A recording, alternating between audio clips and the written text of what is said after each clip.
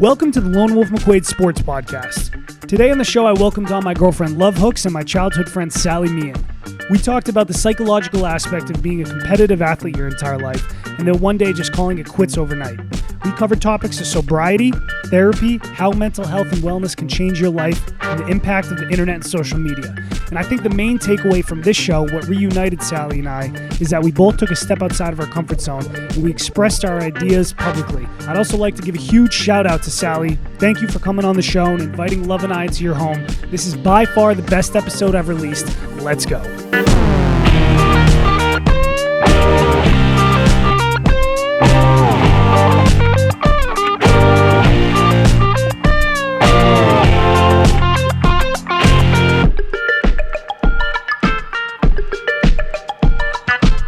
On the show today, I'm sitting here with Sally Meehan, my old friend, my girlfriend Love Hooks. Sally is someone who is good to see you. Hi, it's good to see you. Thank you for inviting us into your apartment. This is an awesome place. I first reached out to you because I think it was like a month ago. Mm-hmm. I saw you posted a Facebook update or status or something. It was an Instagram poem, but okay. Okay, Instagram poem.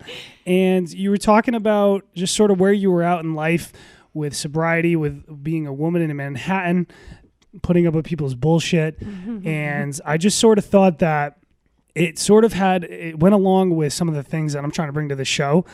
Do you want to like read this, or how do you? Yeah, I totally. How are you doing, first of all? Oh my gosh, I am so good. I'm so happy to have you guys here. Thank you for having us. Thank you. Yes, it's exciting to bring some new life into the apartment. Yeah. Right, we'll change up the culture a little bit. Probably haven't had a podcast in here, so yeah, this is the first one. So, but yeah, I was super excited when you reached out to me about that poem because, like you, I have a lot going on inside that I would love to share, and I'm kind of looking for those avenues to do that in a way that feels authentic and good to me, because I even see a lot of positive messages being pushed out that are there's just like something about them that it's like look at what I'm doing, blah, blah, blah. Right. So much social media is like attention and this is me, but there's also another side to it, you know? Yeah. And so how do you use this incredible tool that we use in all of these crazy ways all the time to cut through it and to provide something that's real? And so what I write so much and very little of it ever gets shown to the world. But one day I woke up and I was like, you know what? Fuck it. This is what my heart is saying today. I'm going to put it out there. It's a little scary and I'm going to see what happens. And every time I do that, I'm just literally amazed by the feedback I get. I got probably like 20 direct messages after that. It's from all different, it talks a little bit about sobriety. Every time I open up about anything about sobriety, it's amazing to me how many people are questioning, are thinking about it, are looking for someone to talk to about it. But it's kind of this like taboo, scary subject. And yeah, everything in this poem, and I will read it in 1 second, but it felt really great to have somebody reach out and want to talk about it more. Yeah. So thank you. You're welcome. And for me, before you read it, like that was also a big step for me, is like just taking this show, and like you said, you felt so scared to write your poem and like voice your opinion to the world. That was the same feeling I had with the show, because I used to really care about what people thought about me. And like negative shit, positive shit. But like, I was like, I'm at a point in my life where I don't care anymore. I'm going to start a sports show and just talk about whatever the hell I want. And the next step was like, I'm going to start reaching out to other people. And I was like, you're the first person I reached out to. I was like, gosh. I don't know if this girl's going to laugh. Like, but what's the worst thing that happens, right? Is she doesn't read it, she laughs, or we actually get something positive. So. And this is so cool. We don't even know the last time we saw each other, but it was at least 15 years ago. You walked through the door. Right? I was floored by how tall you are. I know. Your voice is different. Yeah. I was like, what? It's wow. You got orange hair? Yes, I do have orange hair. Okay. So I guess I'll read this since it's kind of what catalyzed this whole thing. Oh my gosh. This is like a super vulnerable thing to read my poetry. Yeah, out loud. Yeah. Okay. This is the first time I'm ever reading it out loud. So here we go. My tolerance is at an all-time low. For liquor, for sure. 2 years sober, I'd teetotal my way to the floor if I tried to keep up anymore. But that's not all. My tolerance is at an all-time low for putting anything inside my body that does not feel fucking fantastic to me. Processed this and fat-free that. Pink meat paste pushed through a tube, slopped into a patty, photographed in fluorescent. No tolerance for unknown pills at subpar parties. For the curiosity of your fingers on my back. For your uninvited mouth on mine. My tolerance is at an all-time low for bullshit, for excuses. Flaky, fakey, mean, for mansplaining and shit-talking, for talking the talk without walking the walk, for opportunity over loyalty. For orchestrated excuses and I'm sorries that are too late or hold no weight. My tolerance is at an all-time low for your inability to face yourself while I bear back life. And because my tolerance is so low, the good shit hits me hard, right here, right now. The belly laughs, the radical movement, golden hour kisses, and your truth saying out loud. I pause to dance in the glory of you. So keep showing up, do the right thing, and let that motherfucking light shine. My tolerance is at an all-time low, so I sip the good in real slow. And babes, I'm as high as a kite. Snaps. Oh my gosh, that was fun. And you sound amazing. Like your voice sounds so great as you read that. Very Thank confident. you. Yes, I loved it. It was even better when I hear it out loud than reading it. That sounds so great. I try to do, and Instagram is super limiting on like how you can work with text and stuff, but when I write on paper, I try to write with different fonts and spacing that kind of brings my cadence and my thought and the energy to the words. Brings it to life. Yes, Yeah. but it's hard to do that. And so I hope that I use like capital letters and spacing and things on Instagram, but I try to like get that across, but it's definitely something that sometimes you need to hear. Yeah. Yeah. So when I first read that, I was like, wow, this girl is this woman in Manhattan who's successful, this beautiful woman, and she is the sort of stigma, like she's saying like fuck that. I just see so many I see so many guys and girls who are just always out at the bars, spending money, kind of being like douchebags sometimes. And she's like, I don't give a fuck about any of that shit. I'm going to do me. I'm going to focus on my life, my mental health and wellness. And I was like, I want to reach out to this person, have a conversation with you. Because that's sort of like, I feel like I'm trying to get to where you're at. And I don't think I'm there yet. Love, we've started living this lifestyle of mental health and wellness with our diets, our alcohol consumptions, our sleep, exercise habits, which is probably not as good as it should be, but for sure. Like we're on this like path to get to where you're still going, and I know that you're not there yet either, right? Like it's a journey. Yeah. Where is there anyway? I know, right? Yeah. We were talking about that today or yesterday. I explained to him like my biggest fear is not becoming the best version of myself, not like anyone else's version of me, just like myself. And I feel like it's always a process and a series of growth through every stage in your life for you to get to that point. But I'm like, at the end of the day, if I'm not there when I die or like when I'm on my deathbed, I'm going to be so disappointed in myself. And that's why it's like such a strain on like what we do in our daily lives. Oh, it's the decisions, the tiny sometimes decisions that we make every single day, that the accumulation of those things is, where we're at. So. Yeah. And I think that it all plays together with like mental health, right? I think that's like the center of everything. And I listen to a lot of podcasts, whether it's sports, social, life. I've listened to Buddhism podcasts. I was listening to the Hot 97. What's the guy's name? It's Charlemagne the God. Charlemagne the God on, what's the show called? Yeah. It's my favorite podcast. It's Brilliant Idiots. It's him and Andrew Schultz, Charlemagne the God and Andrew Schultz, and they are just amazing. And Charlemagne, who is a African-American man from South Carolina. I don't know why. I was going to say South Dakota. I don't know why. South Carolina. And he like talks about like the fact that people have this assumption that you can't go see a therapist, or like it's weak to see a therapist. So I'll read it. So Charlamagne was talking with the rapper YG about mental health, specifically in regards to like talking to people and voicing what's in your head, how that's good for you. And they were talking about how it can be a mental health exercise. So YG was talking about the conception of being a man. And when you go through some shit in life, you're not really supposed to talk about it because you're a man. And I feel like that's sort of like, that's where people are at. Not men and everybody in life, but that's sort of a public conception, right? We're men, we have to deal with it. And we don't really talk about our issues. And they were talking about how that mindset can like alter the way we think and treat each other. And it can change like the course of our paths of our lives at some point. And how we don't really deal with our feelings, or we just suppress them by drinking or smoking. And we look towards other outlets.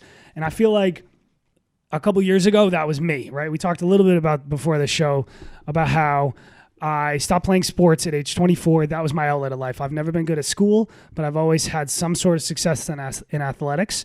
And when I stopped playing sports, I started looking to things like drinking more, gambling on sports. You know, I for when I was 24 to when I was 14, Saturdays were playing football or playing rugby in the fall. And now that I didn't have that, once the weather starts getting cold, you spend a lot of time doing non-constructive shit, right? Like gambling on sports. And it was like a year later where I got this idea to do this podcast. And this has become sort of this like expression for me, like my way. You know, you're writing your poetry. This is my way of voicing my opinions to people, whether it's sports or it's real life shit. I've done some things that I haven't put out publicly yet on the Colin Kaepernick national anthem protests about domestic violence in the NFL. But this is my form of that. So we can talk about your guys' forms. I guess I was just wanted to get that out there first before we start getting anything. It's so good. I think that's like the meat and potatoes of what we're talking about too. Yeah. Really, it's you have to clear that channel. You have to get things out. And I went to acting school for the past 2 years at an incredible place called the William Esper Studio. I think everybody should go to the first year of acting school. I think that should just be like tagged onto our regular learning, because the first year is all about going inward and figuring out who you are, what makes you tick, what matters to you. Because in order to build a character, you need to know where you're operating from, right? Like, how is this character different from me? But to do that, you need to know yourself first. The second year character building, I mean, I guess only the actors have to do that. But I think one of the biggest things I learned was that the body stores trauma as tension. And our physical bodies keep the score of everything that has happened in our lives. And if we are constantly suppressing those things and not talking about them for whatever reason, whether it's society telling us that we're a man, so we can't do that, or growing up in a family where we didn't feel safe to do that, or not having found the people that are thinking and feeling the same ways as us, and we suppress and suppress, that is where, first of all, your physical body can go wild. I mean, and that's I've experienced that. Yes, yeah. And there's a lot of a great documentary on Netflix, by the way. It's called Heal, and that's a lot about the body mind connection and how mental things can manifest physically for us. Yeah. But yeah, I think it's great. Whatever your outlet is. Could be whatever. Yeah, and I think it's great. I think that the conversation on therapy is changing a lot right now with our generation. People are like calling us like the therapy generation, and I know, but it's working, so I don't really care. You know, yes. It does work. And it's like, I know it's been my mom and I have even like joked about it, because you know she kids that like all of us like need therapists and stuff now. But you know, I think that there's just a stigma is being lifted, and we're being able to talk about. And I love going to therapy, because you know what it does? Same. It creates, I'm able to talk through things out loud and then place them in time and space for myself, and be able to be like, whoa, 4 months ago, it was a rainy day, and I went in and I talked to her, and I was so lonely, and I said I needed to find some community. And now, wow, I know all these people, and I have other problems. Don't get me wrong, but like, You know, yeah. it's a map. Yeah. That sense of community. Yeah. That's so funny. I just started going to therapy too. And I go on Tuesdays and I'm so excited to go see her. One, because I think we don't always just let loose and vent to a person who doesn't know everything about our lives and like has their own opinions. So we can just like let loose and have that opportunity to be like, no, this is how I'm feeling. And then like start to process things in our own minds. And like, as you said, like make a mental record of like, wow, I was there at that point and now look at where I am. I think one struggle that I found in this is realizing that not every issue can be handled in the moment or like in this time frame. So trying to separate things and recognize like what's important to me right now and like where can I like start and not put everything in the forefront and be like, okay, well, I need to do this, this, and this in this amount of time to get where I need to be. So that's like always something that I've like struggled with, being mindful of like not just pressuring myself to be perfect. And that's a big one that you and I talk about. Even in the road today, I was actually really nervous coming into this. Like I was like, I haven't seen this girl. What if I say something stupid? And Love was like, dude, just take the pressure off. Like it's okay. If you bomb it, it's okay. Like you know what I mean? So that's Hell yeah. Yeah. Like the lack of pressure that like doing the show, we're still new at this. This is our first one. Yeah. This is our first official podcast together. So Yay. Yeah.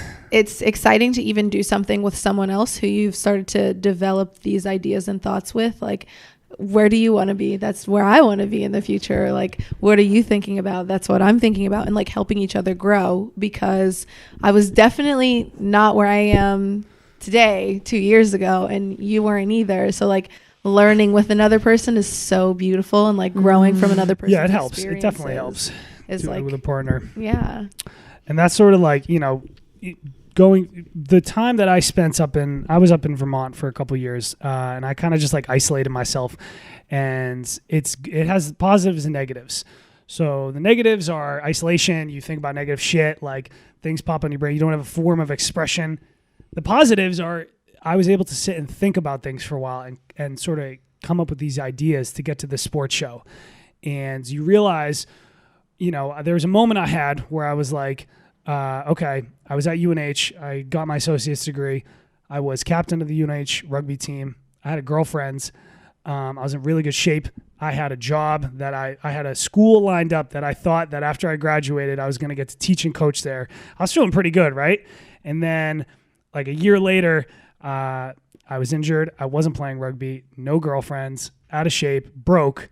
And like all the confidence that I had from playing sports, like I was like, what in my head gives me the self-worth that I don't have any of that anymore. All the things that I had that gave me confidence, I didn't have anymore. So I think being alone was able to get me to the spot where I can do this show and sort of talk, you know, about these issues and mental health and wellness and like how athletics and playing sports shaped who I am, I guess. Yeah. Yeah. And you were talking about that earlier. Well, yeah. So a little bit about me. But I was a 2-sport college athlete. I played field hockey and tennis. Sports were always a huge part of my life growing up. They were always around me. I'm from Boston, Titletown, baby. That's right. Oh my gosh. We just like the last time 3 major sports teams from the same city were in the championships was I think in like the 40s. It's fucking wild. Okay, yo. relax. So I'm sorry. Go. We can go on. And you know what's interesting is I'm talking a big game right now because I love to be on the winning side of anything in life. I actually don't even really watch sports. I know. And it was something that was super isolating in a lot of ways for me in Boston. And you know what? I did watch a lot of sports. I just wasn't that invested in it. Okay. And it was one of the things that I actually looked at what I was doing in my life. I was going to sports bars with pitchers of shitty beer, sitting around with people that the only thing we had in common was the shitty beer and the sports, watching sports that I didn't even want to watch in the first place. That was like a huge part of me one day looking around the table being like, what am I doing here? This is not... I was born into this town where this is what I'm told. The culture. Yes. This is the culture. Yes. And I am other. And at the time, I was struggling with the fact that I visually did not look other at all. And I was being mislabeled as the same. And that's why, I mean, I have orange hair right now. And it's been, orange. Yes. And it's been a great like social cue out in the world, as well as an actor. I'm being looked at for totally different roles that actually fit the type of energy I have, the type of person I am more. And I'm attracting different types of people now into my life. I then went to Colby College, which is another very mainstream type of environment, a wonderful school. Played 2 sports there, but I still always had this thing where I felt, you know, slightly other. And I actually only played sports through my first 2 years of college. What'd you play? I played field hockey and I played tennis. Oh, wow. And 2 sports in college is a lot. Yes. And so I started playing, I was recruited to play field hockey. That's what I wanted to do. Went to school, and we were talking a little bit about this before, but I actually had a super negative experience with my coach, with my teammates, boyfriends. It was like this just, you know, that it happens sometimes. Yeah, not every college sports, you know, experience is good. No, and so I was lucky enough to be able to walk onto the tennis team. I'd also played tennis my whole life. My mom is a tennis coach, and at the time, my identity was so woven in with being an athlete that I was like, what do I do now? And so I switched. That's exactly how I felt. Yeah. So played 2 seasons of tennis, and I was also a theater major. So I was going to 2 hours of practice, 4 hours of rehearsal every day. I also at the time had a long distance boyfriend. So I was like going to visit him when I could. And I was so busy. And this is another thing that I think is a much bigger topic of just keeping yourself so busy that you never have to sit with yourself. You never have to do any, just like I was just like constantly scheduled from one thing to the other. And then when I wasn't scheduled, I was in college. So we were partying and stuff, which is another way of just taking yourself out of the game, you know? And I wasn't really like living in myself, in my figuring out what that otherness even meant and who I really was, because I was just so swept up in everything, that after sophomore year, I ended up stopping playing sports. And I was faced with this moment of like, I have identified with being an athlete first almost my entire life. And who am I now? How do I get in my life what I was getting from that kind of catch-all of sports? And I made a little list before you guys came over. And for me, I think that sports were firstly about exercise. I am one of those people that goes crazy if I don't work out. As Elle Wood says from Legally Blonde, exercise releases endorphins. Endorphins makes you happy, and happy people just don't kill their husbands. But it's true, you know, like that. I mean, if you might not have to go to a day of therapy in your life if you're working out, and it's very meditative. Like especially, I was a swimmer, that was super meditative. Running, anything like that, really gets you. Sports is really doing a lot for you physically, chemically, incredible. So exercise is definitely, I think, the first thing, how sports kind of like developed. But also what sports really built into my life was community. I'm sure you felt that way. Yeah. I think particularly for men, sports teams become like one of the only because girls can be like, oh, we need to like have sleepovers or whatever, and you can form community. I think that sometimes it's easier with some of this more like feeling based stuff to be a girl or a woman now. But that sense of community that sports provides is huge. When you have a story about that, right? When I was in college, I played basketball my entire life since I was very young. I didn't really want to play. I was forced. My dad was like, you got to play a sport, play basketball. You'd be good at it. Who is your dad similar to in terms of? Oh my God. My dad is like LeVar Ball. I'm not sure if you know who LeVar Ball is, but he's Lonzo Ball's dad. He's very loud, obnoxious. LeVar Ball type, and I mean that Mr. Hooks in the most respectful way. No, but he is like LeVar Ball, and my dad will he talks a lot of shit. He is who he is. He's so comfortable with being him, and it made me uncomfortable growing up. And like when he I always finally like forced you. He was like b-ball up at crack of dawn. Like we're going. I would go to like Long Island by myself when I was like 15 on the train with my like 6-year-old brother. We'd go practice for hours, and then we'd come home, and my dad'd be like, "You up again in the morning?" And when I finally had the freedom to decide, like, this is not what I want to do, I was recruited to play, and I just decided, you know what? Like, fuck it. I'm not going to do it. I was like, school is more important. I really don't, like, feel the community with the basketball team anyway. And it was like an easy decision for me because playing my entire life, you feel the community with whoever you've played with. And like, that's one of the reasons why I stayed.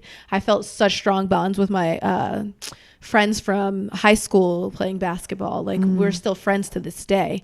And with the girls there, nothing against them. They're very nice and they all gelled really well. I just didn't feel it. And didn't you say that they all went to high school together? And they a had bunch this, of them did go to high school together. They played on teams and they all knew each other. That's tough. So they had this like cliquey little vibe, and they just brought that from high school. And the coach was their high school coach, right? One of the like assistant coaches was the high school coach, and he was nice. They were all nice to me. Like it was just, but it wasn't like love, come be in our friend group.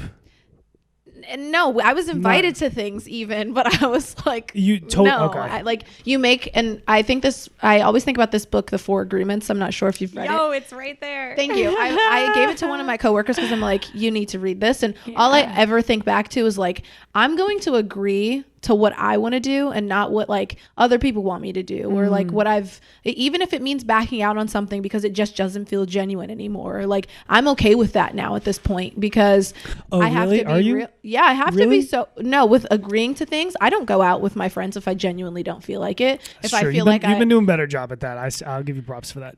I just always feel like sometimes I feel bad for things like that because feel pressured to go to these situations. Yeah, so and that's probably like, not to cut you off, but that's probably how you used to think with these things, right? Like I'm done like going to these stupid fucking bars, feel pressured with my friend groups. I would imagine. And then maybe one more time someone will ask you like, come on, come out. And then you slide down that slope again of like, I went out and I really didn't want to. And like, I'm trying to break out of that, like the mindset of like, I don't want to do it. Fuck it if I don't want to do it. It's fine. That's what I'm choosing. And there's moments when we all do that. And then there's moments when we sometimes slip. And I'm trying to slip a little less at this point. I learned this lesson over time. I was kind of teaching myself, but when I was in school, I had this incredible teacher, Akil Apollo Davis. Thank you. And one of the lessons he would teach was about pleasure and dividing pleasure into 2 different categories, being able to have a pleasurable yes and a pleasurable no. So pleasurable yes is saying yes to the things that are right for you and going for it and maybe doing something that's a little scary and pushing yourself. And that's so important to really listen. But equally as important is the pleasurable no. And that is all about having boundaries. And it's about listening to that little voice inside of you and not only being able to say no, but being able to take pleasure in the fact of like, you know what? We just got out of this movie. Everyone's going to the bar. They're asking me to come. And I don't really want to do that because I'm trying to Chernobyl and chill tonight. If anyone hasn't watched the new Chernobyl series on HBO, I highly recommend. But you know, and to not only be able to say no, but to own that choice. And it's hard because the other thing is these friends who you've been saying yes to all this time, they're not always going to be happy with that decision. Yeah, I've experienced some of that shit too. Yeah. When I came out here to Manhattan, to New York. So I was here when I was 20 years old, and I was working as a carpenter, and I started waiting tables sort of in between that. I used to go out with I have 3 stepbrothers here, and they weren't as invested in sports growing up as I was. And it was more of a social scene. I know Cohasset, like people partied in Cohasset, like my friend group did. I'm pretty sure your friend did. It was like people drank earlier. We were saints. No, definitely not. But I think I got to a point where I would go out with those guys, and I just at one point I just was like, I'm not comfortable in this environment anymore. And even though I had experience drinking a lot, like I got to start saying no. Like I'm not going to be going to these. I was working a manual labor job 10 hours a day, and they were doing like corporate stuff. I was like, you know what, guys, I'm not going to come out tonight. I think, looking back, I think they may have taken it as like, fuck you or something like that, because I feel like that's the point at which like our relationship began to split. Because I said to them, like, I'm not really interested in like these extracurricular activities going out. Because I'd be a carpenter. I'd be working in 10-degree weather outside, building the house that we lived in, or I was in the summer, 90-degree weather, digging holes. I'd go to the gym afterwards, and I didn't have the energy to go out and get wasted at, Paulie's in Westchester. But I knew that mentally, like, I'm not going to keep putting myself in that position. So if, like, if this was what it takes for us, I don't know. I don't want to say for us to like not be in a relationship anymore, be friends anymore, but like I'm no longer going to be like having that for me, the negativity for me in my life. And I'm going to put that shit aside. And that's like, that decision's tough, Yeah. I mean, but that's part of the agreements. Like you decided like, even if the relationship is not there anymore, this is more important to me. Yeah. And I had lost like 25 pounds. It was the point in my life. I was in the best shape of my life. I went from I think like a 205 to like a 180, 185. The gym that I went to, I was learning Muay Thai. I used to do the Muay Thai. The guy from when I came in to when I left, he wanted to take a picture of me and put me on the website, a before and after. He's like, yo, you want to be on this website, man? You lost so much weight. I was like, no, dude, hell no. I'm not comfortable. Looking back, I wish I had, because that would have been a really cool thing to look back at. But yeah, it's tough. Yeah. Where I went with that. But anyways. So with, I know you said that you started to go to these sober dance parties and things like that. I know you said your best friend also decided on this path with you. Did you lose any friends in the sense of like leaving the partying or like even drinking out of your life? Did you like have to realize that some people are not going to go on this journey with you and that they might have to stay in the past? Yes, definitely is the short answer. So I, in terms of stopping drinking specifically, I stopped drinking 2 years ago. And 4 years ago, I moved to New York City, and 7 years ago, I graduated from college. And so each of those transitions have led to like an overhaul in what my life looks like, what my social life looks like. So I think that I've naturally lost friends along the way. Just you can't hold on to everyone. Unfortunately, it's something I'm learning more and more the more people I meet. But I take specific individuals from each part of my journey, for sure.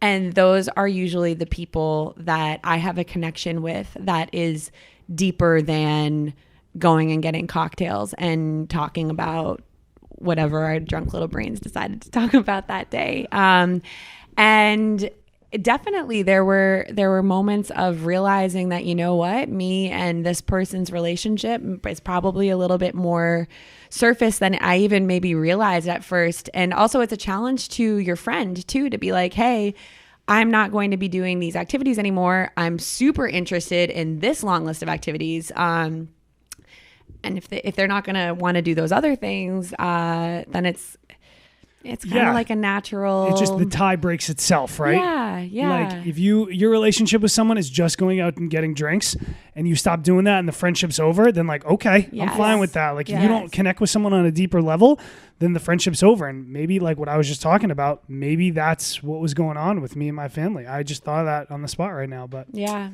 Another place that's super interesting is dating. I was stone cold single and stone cold sober when I started, when I stopped drinking. And it was really interesting, especially when I was like new to it, where now I'm very comfortable being the only person in a situation not drinking, talking about it. Like I'm I own it. I'm here. I'm living my best goddamn life. I'm cool with it. But when it was new, when I didn't know if it was going to last, when I didn't know what it meant, all of these different things, it was definitely like another factor that you're carrying into an already nerve-wracking situation. And dating is something too, where alcohol is a huge part of the early parts of a relationship. But when it came to friendships and relationships I've had in the past, I realized once I had kind of stopped that looking back, and the people that stayed in my life and the people that I had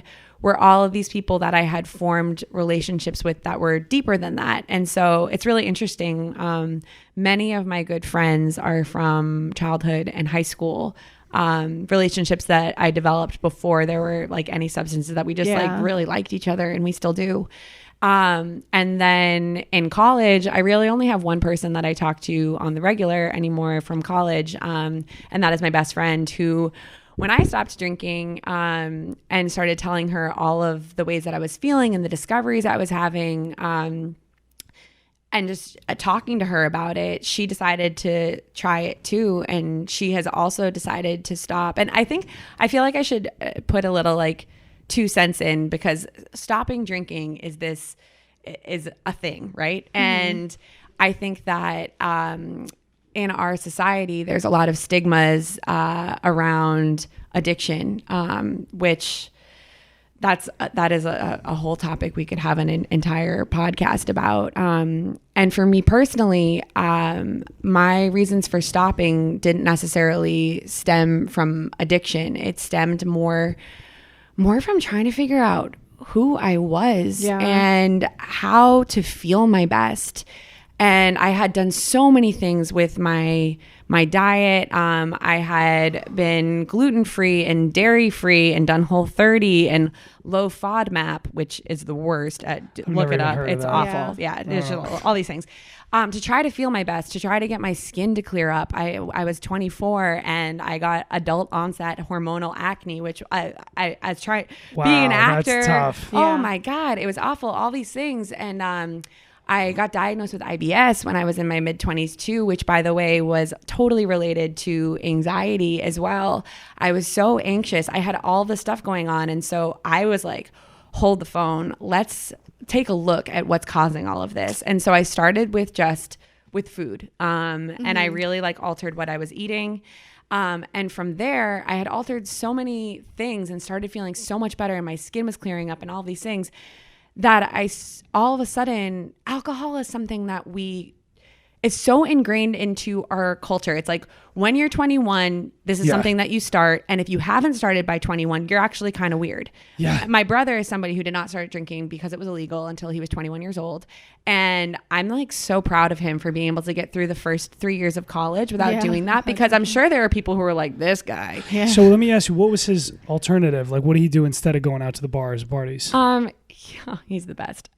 First of all, he was a CA, which is like an RA at Colby College. And he had Thirsty Thursdays that he would host, which were TEA Thursdays. And he would have like adult ass tea parties. And at like the first one, there was only like a couple people. And like once they started going, he would have like 45 people show up. That's so great. Yes. That is so great. It was like this thing that now at 28, I'm like seeking out, where I'm like trying to find people who are having meaningful conversation and doing genuine connection. And without any of this vocabulary, he just inherently knew how to do that, which, by the way, I think Taylor and I met. We went to a Montessori school, which is an alternative education, growing up. And that is so Montessori, to sit around, to be who you are, to bring yourself to the table, and to just explore each other and to have fun. And this whole stopping drinking thing has really felt like getting back to who I am when I was a child. And it started from a health point of view of like, wow, my hangovers are getting worse and worse. It wrecks my stomach. Tell me about it. Let me tell you, brutal. the connection. You die.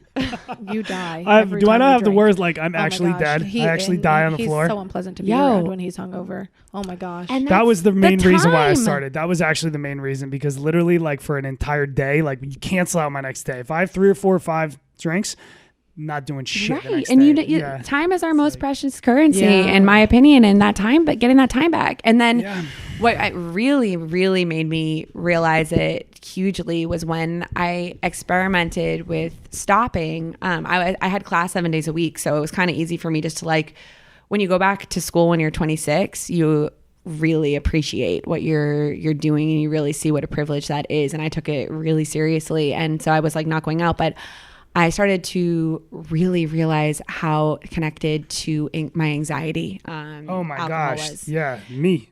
Yes, I had been struggling with anxiety and bouts of depression, my whole life, and though that is still a journey for me. Wow, I can't even tell you how much cutting alcohol out was helpful. And I am someone. First of all, I think that medication for these issues has a total time and a place, and sometimes it's chemical and you need help. But for me, I've really challenged myself to be completely medication free. I was also on medicine for my skin, which I wanted to get off. You too. Yeah, I'm really just trying to let my body do its thing by working on my mind and treating it well, Yeah, I want to clap and snap for you at the same time, because that's something that I'm like 100% into, and that's something that I want to study in the future. And if you ever get the chance to like go to a naturopathic doctor, you do have to pay out of pocket. That's the only reason why people don't go. But like for now, it could be insurance may change in the future. It's when you're 25 years down the line. Anyways, I'm sorry, go on. It's such a great field to look into, because they focus on the 5 pillars of health, right? Like your mind, your body, your experiences, just taking care of yourself as a whole, not just realizing like, are you into Ayurveda? What? Are you? No, you know what? I've listened to a podcast for Ayurveda, but I've never done my own research and really gotten into it. I follow a girl who is an Ayurveda like doctor, and she is great. And that's why I love Instagram. Yes. I also realize how like hurtful it is to me, because I'm not strong enough yet. So wait, go into that more. What do you mean you're not strong enough? Oh, I'm a weak ass little bitch when it comes to being on. I am being on Instagram. I'm like, and then I get stuck scrolling. So you're wasting time, essentially. Is that what you're saying? And that's something that I'm not like. And I know right now that I'm not comfortable enough to like go on Instagram and not just scroll for like 5 minutes even. Okay. But if you're scrolling, here's something I did about a year ago. I did a complete overhaul of who I followed. And I looked at the accounts, and you know what I did? I said, does the content on this account make me feel good, or does it make me feel bad?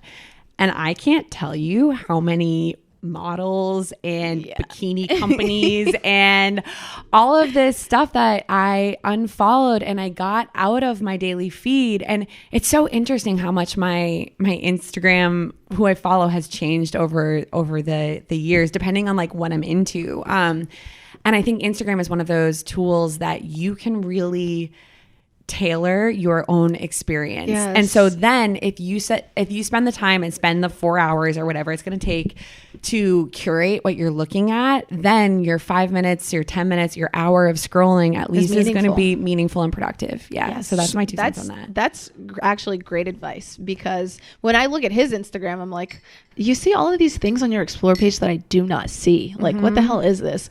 And then on mine, it's like all sports. It's all sports and some things about nature and like going on hikes and outdoors.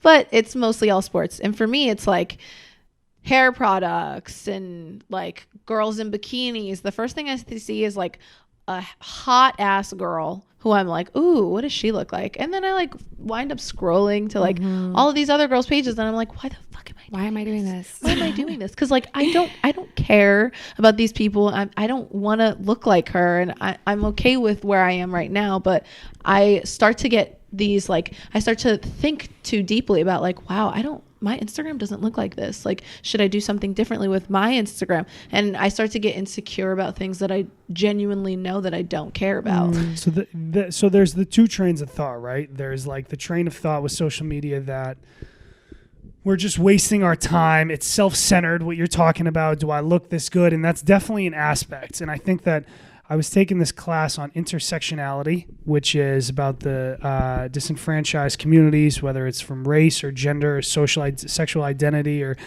sexual preference. And this man, I should say, did this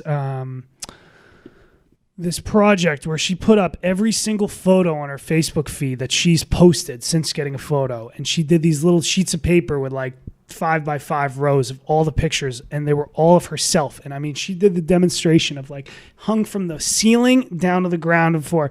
And I didn't realize that like all of these photos, I didn't realize at the end she had posted these photos. And I was like, that's where her mind is at with her social media, is like is so totally self-centered. And she was arguing the fact that like social media is bad and this is what it causes. And that is the one aspect. But the other aspect of it is like what we're doing right here is like this podcast, and we're expressing our thoughts and opinions to people. And you can promote positivity. You don't have to focus on the negative aspect. I focus all of my not all of my shit, but like most of it on like what's going on with ESPN, what's going on in sports media, on top of I follow accounts that have nothing to do, but it's just like daily quotes or positive vibes or whatever. And people put out really positive shit too. Yeah. And I think that was like a big part for me, is like changing my mindset from being so pessimistic that I was just constantly putting positive shit in front of my eyes. And that was coming from like social media. I followed these, I stumbled upon this guy called Gary V. Have you ever heard of this dude? He's an entrepreneur. He promotes like there's this Russian immigrant who came across from, to America with his family young. He was very poor. They were in the liquor business. He started selling baseball cards as a kid, started to become this entrepreneur, used the internet, social media to now he's like hundreds of millions of dollars. And he goes around just promoting entrepreneurship and positivity. And like I came across this guy, and this guy was a big part of like how I got to doing the show today, because like he just preaches the internet is such a useful tool. You can use it to have a successful career. And that's what I'm trying to use the internet for, positive shit. It's just like what you said, filtering out the unwanted stuff. It's not all bad. I guess it's like what you make of it. And I'm trying to use this internet and social media as a tool to like start a company. Not a company, but like a career for myself. And, we talked in the car that ideally for me, if I could down the road create a podcast that can sustain itself, whether I grow it big enough where people listen to it, I get X amount of downloads, and people advertise through me or a company hires me, if we could somehow grow that and just travel across the world, like the country in a car, interview people, meet random people in a bar or restaurant or outside at a park, interview them. And like, that's like my dream for a life. And like the internet is what's going to get me there. So you're going to be using the internet to form connection rather, because here's two ways that I see it. And I really struggle with the internet for so many reasons. Sometimes I think I was born in the wrong generation because I'm not that technically savvy, to be honest. Yeah. And I feel like it holds me back, and that there's people that are technically savvy who might not even have anything to say, but are able to like present it in a way that it's like, it can be very frustrating. And so I think that the internet is doing two things. It is connecting us, like you just said, and I really noticed this.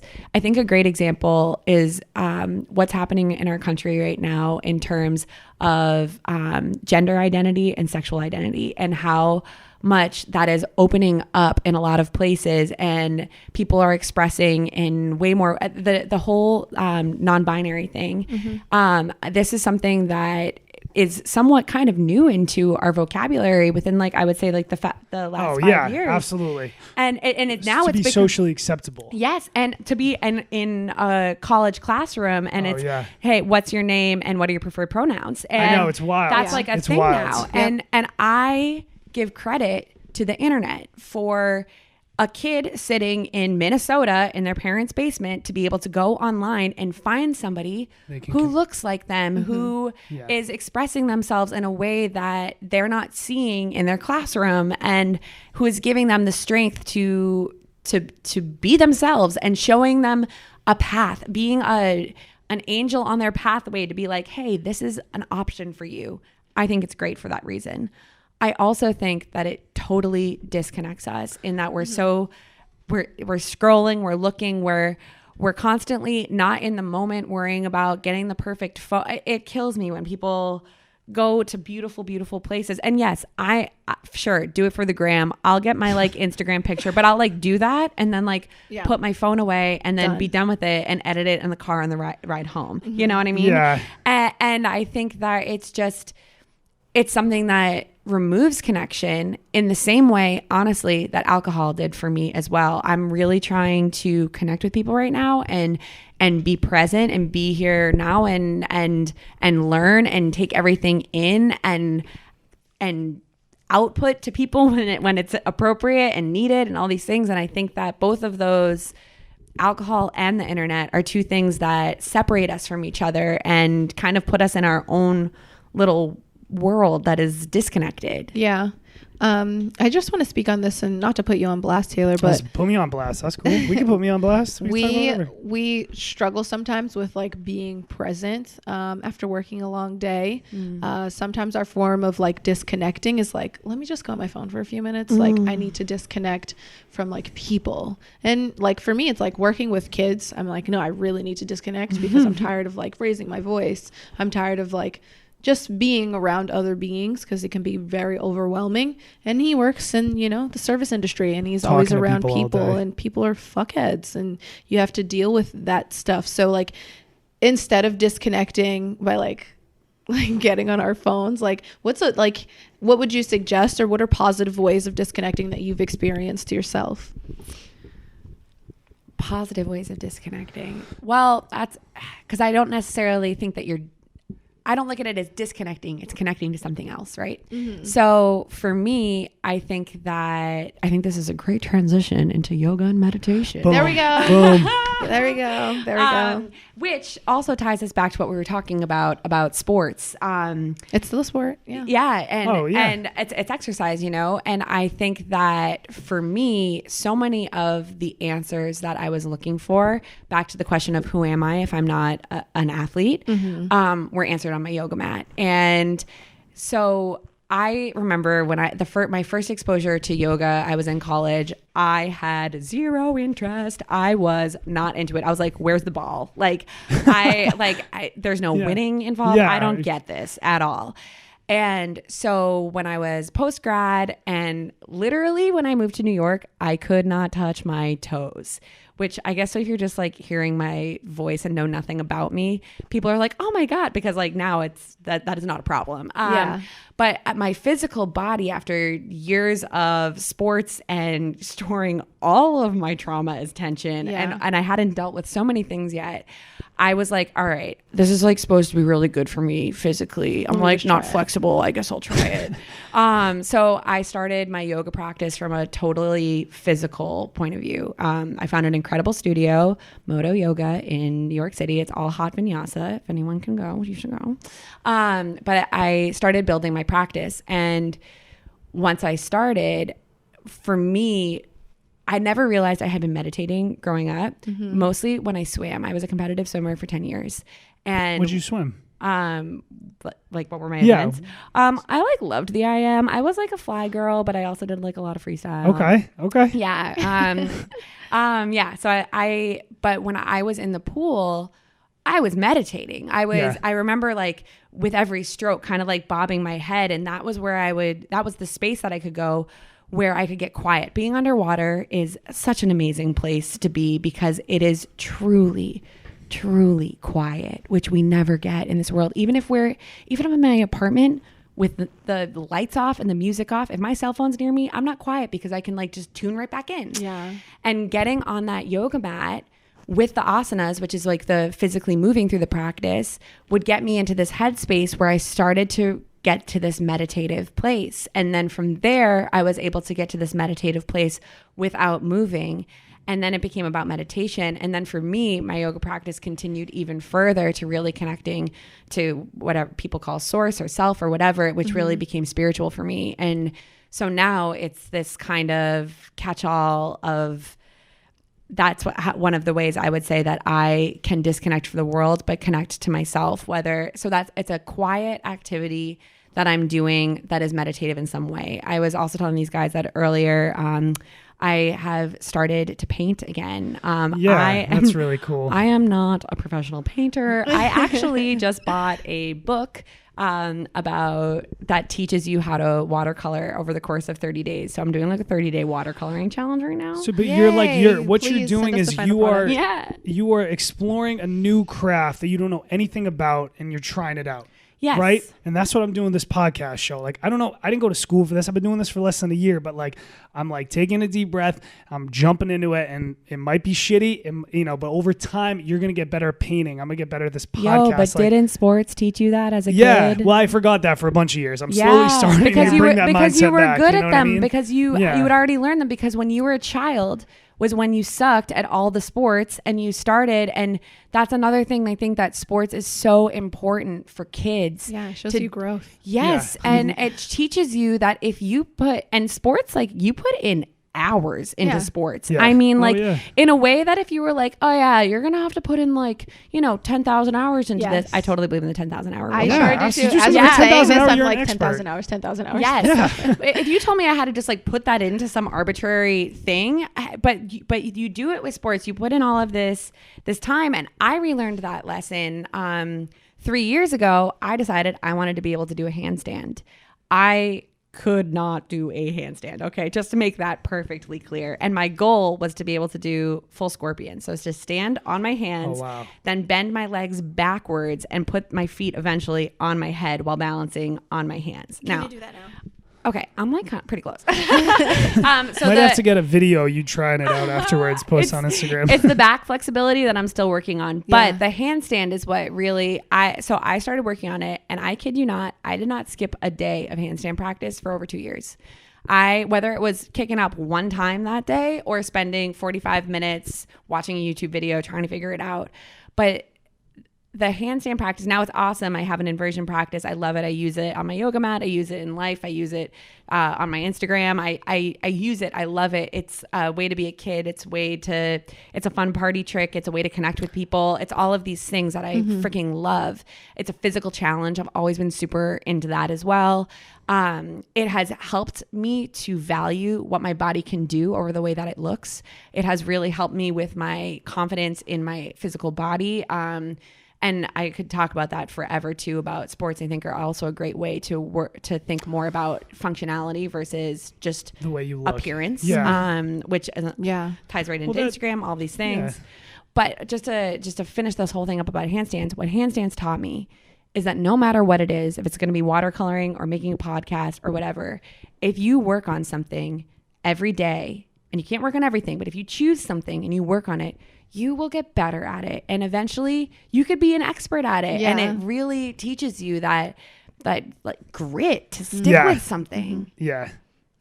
Even through this podcast, I'm like, oh shit, I should have done this different. I should have introduced this or said, I'm learning just through this experience. Yeah.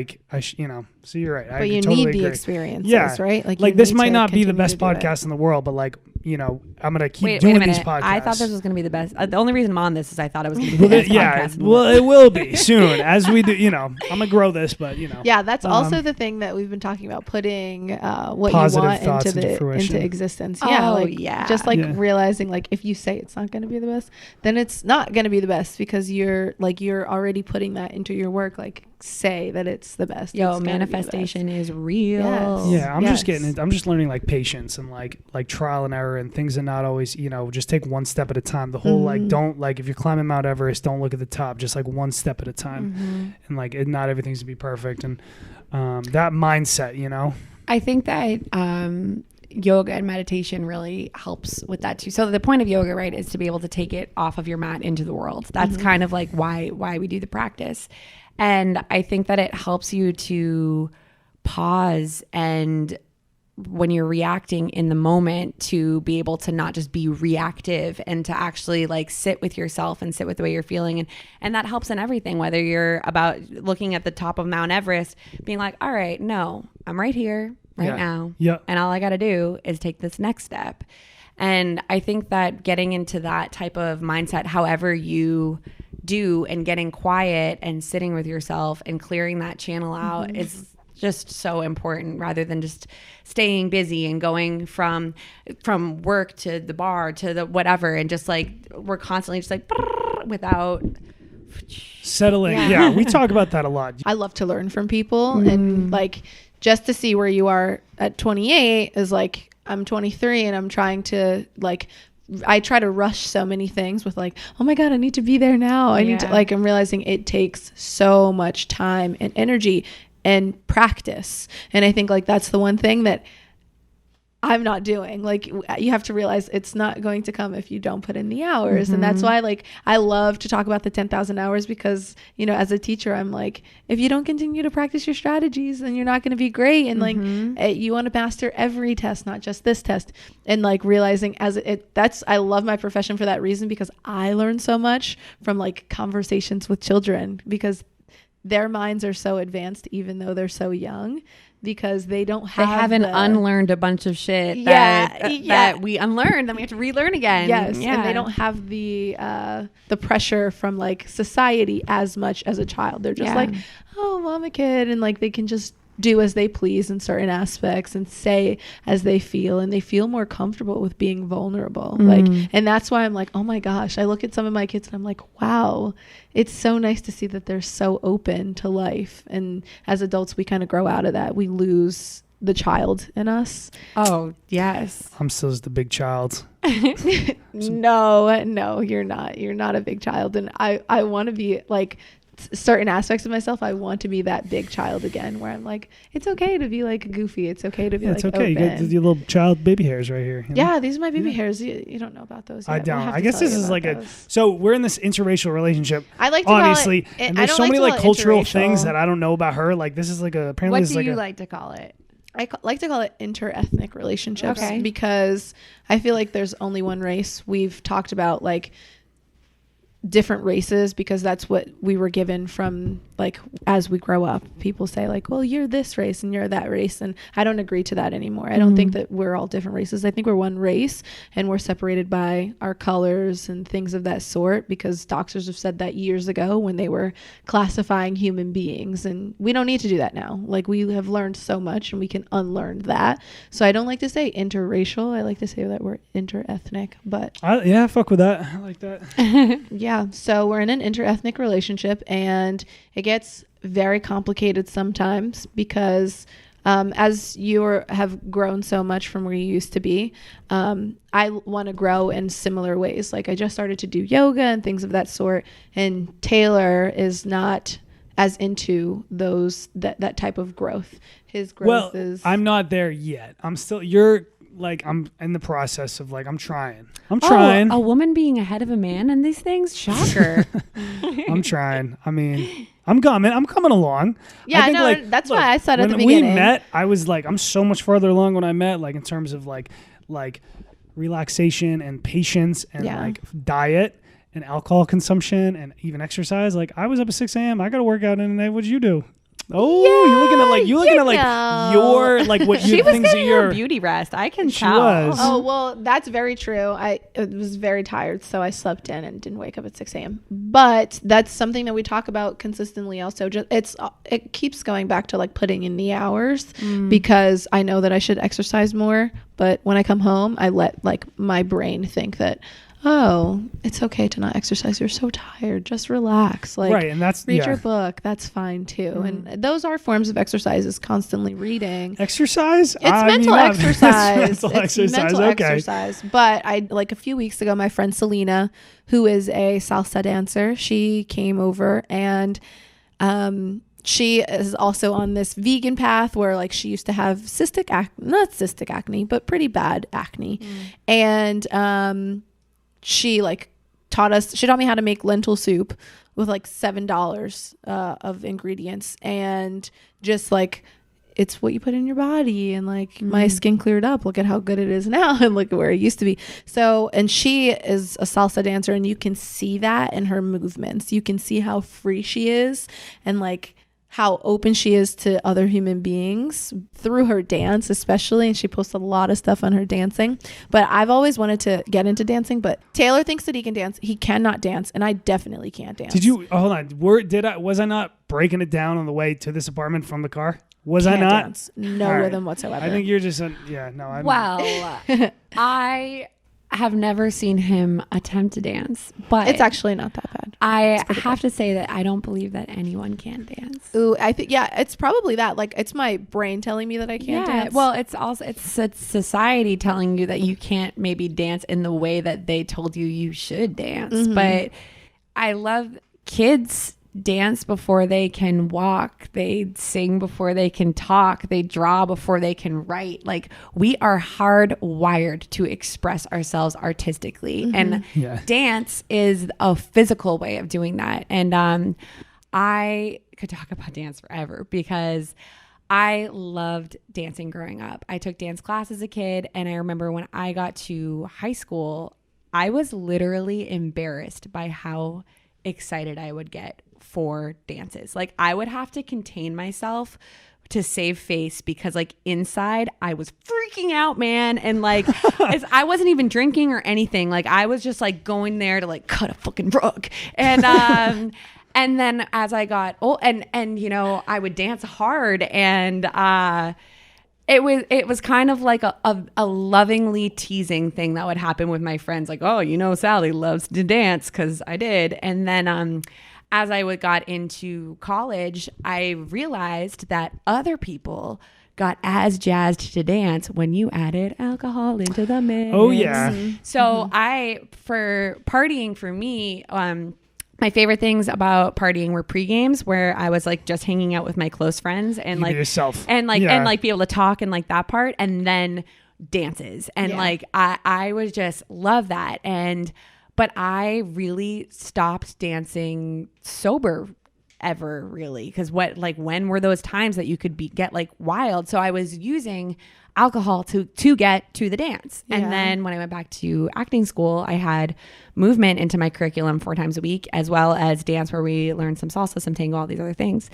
And I started to realize how good it feels, because dance is kind of like the mixture of exercise and art, which are 2 things that I love. And it's kind of the intersection between those 2 spaces.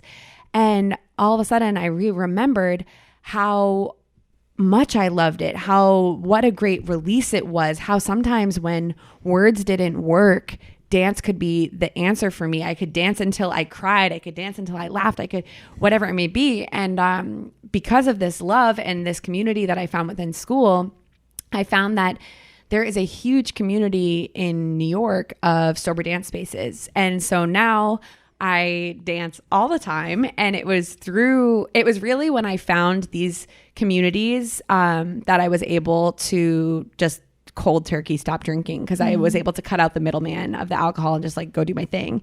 Which, by the way, to wrap it all up, I also said when I was saying earlier, sports are about exercise. Community is I found community through dance. Sports are about being able to be excited about something and to be something that we're able to derive happiness out of, basically like a construct, you know, and whether you're partaking or watching or whatever it is. And I found that through dance as well. Dance is sports are also entertainment. They're about performance and spectatorship and wellness and all of these things that, for me, dance started to satisfy so many things that competitive sports used to. And so I found these great spaces. And if you are in New York, there's a party called the Get Down Party. It's every other Thursday. I help to host and to promote it. It's amazing. It's at the House of Yes a lot of times, which is I've heard about it. Yes, Okay. The House of Yes is awesome. It's a really, really cool space. But there is ecstatic dance, which is actually international and in other cities. So if you are looking for a place to dance and you Google ecstatic dance in your city, there might be one. 5 Rhythms, their like little slogan is "Sweat Your Prayers," and it's really about it's almost like dance therapy. It's like really like dancing through wherever you are that day. And so now I move alone in my house. I film myself sometimes and put out these little dance videos, just kind of showing that you don't have to be, I am not like, I've never thought myself to be a great dancer. And just because I go for it, I have people coming up to me at these things all the time being like, I love to watch you dance. And like, you could take me out of context and put me in front of a group of other people who'd be like, she looks like an idiot. But you're comfortable doing that though. Yes. I like that you say you take videos of yourself doing that and you post it, because like I think that like people should feel comfortable to like post themselves doing uncomfortable, awkward shit. Put it like, we took a little video in the car before we came in here, and like Love was a little awkward. I was a little awkward, and I was like, you know what? I needed to do this to become a little more vulnerable walking into this conversation. Yes. It like helps you loosen up a little bit. Yeah. And that's a big thing too with sobriety, is having to take away the social lubrication and the shield of alcohol to, I was just reading, I think Ruby Warrington wrote an amazing book called Sober Curious that recently came out, and is so many beautiful words that were expressing so many things that I have been feeling and thinking for so long. But all right, we're good. That was Love's signal before we came in here. Like, if I want you to connect with me, I'm gonna rub my ear. I was like, just say it. Have just you say guys seen Garden State? That's like their signal. Oh, she like tugs her ear. Yeah. Anyway, sorry, I just gave it up. My bad. It's okay. But Ruby Warrington in her book, Sober Curious, talks about how alcohol doesn't make us braver. What it actually does is it is suppressing the feeling of being afraid. Yes, so I agree. So it's not that it's making you smarter or more interesting or more attractive. Actually, it's probably slowing down your brain and process attraction. It's kind of the opposite of those things. And sometimes we feel our most beautiful coming out of the bathroom after 12 cocktails, and like it's like, girl,